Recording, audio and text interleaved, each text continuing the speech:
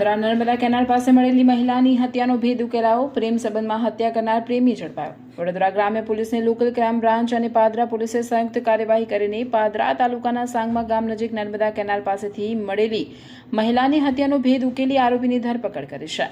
તપાસમાં મૃતકની ઓળખ ભરૂચ જિલ્લાના પાલેજની રહેવાસી પાર્વતીબેન નરેશભાઈ ઠાકોર તરીકે થઈ હતી. તેઓ વડોદરાની એસએસજી હોસ્પિટલમાં સફાઈ કર્મચારી તરીકે ફરજ બજાવતા હતા.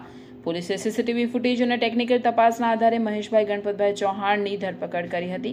પૂછપરછ દરમિયાન આરોપીએ કબૂલાત કરી કે પાર્વતીબેન સાથે પ્રેમ સંબંધ હતો. બંને વચ્ચે સાથે રહેવાના મુદ્દે ઝઘડો થતા તેણે લોખંડની સળિયાથી હુમલો કરી તેમની હત્યા કરી અને મૃતદેહ નર્મદા કેનાલમાં ફેંકી દીધો હતો. પોલીસે આરોપી પાસેથી મૃતકનો મોબાઈલ, ગુનામાં વપરાયેલ મોટરસાયકલ તેમજ અન્ય પુરાવા કબજે કર્યા છે. સમગ્ર કાર્યવાહી વડોદરા ગ્રામ્ય પોલીસના ઓપરેશન પરાક્રમ અંતર્ગત હાથ ધરવામાં આવી છે. ગઈ તારીખ 11/7/2026 રોજ પાદરા પોલીસ સ્ટેશનમાં જાણ થયેલ કે સાંગમા ગામે ઓએનજીસી ના ગેટ પાસે કેનાલમાં એક અજાણી સ્ત્રીની લાશ પડી છે. જે અનુસંધાને પાદરા પોલીસ દ્વારા તપાસ કરવામાં આવતા ત્યાં સ્થળ પર એક અજાણી સ્ત્રીની લાશ કેનાલમાં અર્ધ ડૂબેલી હાલતમાં મળે તો તે અંગે ગુનો દાખલ કરી અને આઈજીપી સાહેબ વડોદરા રેન્જ, પોલીસ અધિક્ષક સાહેબ વડોદરા ગ્રામ્ય ના માર્ગદર્શન નીચે વડોદરા ગ્રામ્ય એલસીબી, એસઓજી, ત્યારબાદ પાદરા પોલીસ અને વડોદરા ગ્રામ્ય ડિવિઝનના ડીવાયએસપી કિરણબેન ઠાકુર વગેરેની ટીમ બનાવી અને સૌપ્રથમ તો મરણ જનાર અજાણી સ્ત્રીની ઓળખ પ્રસ્થાપિત કરવી જરૂરી હતી. તેથી ગાંડીવ સોફ્ટવેરનો ઉપયોગ કરી અને ડીવાયએસપી કિરણબેન ઠાકુરે ખૂબ જ કુશળતાથી મરણ જનાર સ્ત્રીના ફોટા ઉપરથી એ સ્ત્રીની ઓળખ થઈ અને એના ઉપરથી આગળ તપાસ કરતા જાણવા મળ્યું કે મરણ જનાર સ્ત્રી જે છે એમનું નામ પાર્વતીબેન નરેશભાઈ ઠાકોર અને પાલેજમાં રહે છે. એ બાબતની માહિતી મળી. ત્યાંથી તપાસ કરતા એ હકીકત સાચી જણાય.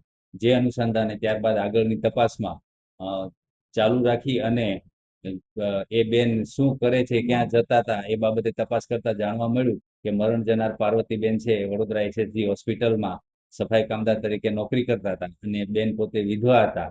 તેથી ત્યાં સફાઈ કામગીરી દરમિયાન એસએસજીમાં સિક્યુરિટીમાં નોકરી કરતા મહેશભાઈ ગણપતસિંહ ચૌહાણ સાથે તેમનો પરિચય થયેલો અને બંને વચ્ચે પ્રેમ સંબંધ બંધાતા. તેઓ ત્યાં નોકરી કરતા અને સાથે અવારનવાર મળતા. એ દરમિયાન ગઈ 11 તારીખે રાત્રિના આ પાર્વતીબેન અને મહેશભાઈ બંને ત્યાંથી મહેશભાઈના મોટરસાયકલ ઉપર નીકળ્યા અને સાંગમા કેનાલ પાસે આવી અને એ દરમિયાન બંને વચ્ચે બોલાચાલી થતા અને આ પાર્વતીબેન છે જે વિધવા હોય તે મહેશભાઈ સાથે રહેવા માંગતા હોય અને આ મહેશભાઈ એમને સાથે રાખવા માંગતા ન હોય. જે અનુસંધાને બોલાચાલી થતા મહેશભાઈએ તેમની પાસેના લોખંડના સળિયાથી આ બેનને માથામાં ઈજાઓ કરી અને મોતને ઘાટ ઉતારી દીધેલ અને ત્યારબાદ પુરાવાનો નાશ કરવા માટે લાશને કેનાલમાં નાખી દીધેલ.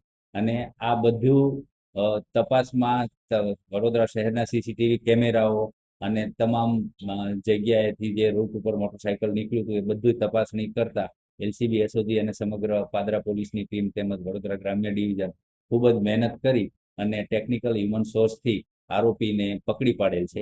હાલ તપાસ ચાલુ છે. હાલમાં તો હાલની તપાસ સુધી અન્ય કોઈ આરોપીઓ સહભાગી હોય એવું જણાતું નથી, પણ તપાસ ચાલુ છે. કેટલા સમયથી પ્રેમ સંબંધમાં હતા? આ લગભગ છેલ્લા 3 મહિનાથી પ્રેમ સંબંધમાં. અને શું કામગીરી કરતા હતા અને ક્યાં કામ?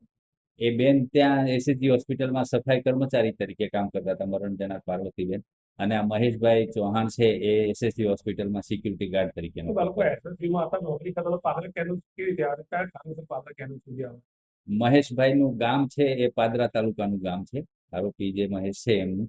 અને ત્યાંથી એસએસજી હોસ્પિટલમાંથી મહેશ એમના મોટરસાયકલ ઉપર આ પાર્વતીબેનને બેસાડી અને બંને સાંગમા સુધી આવેલા.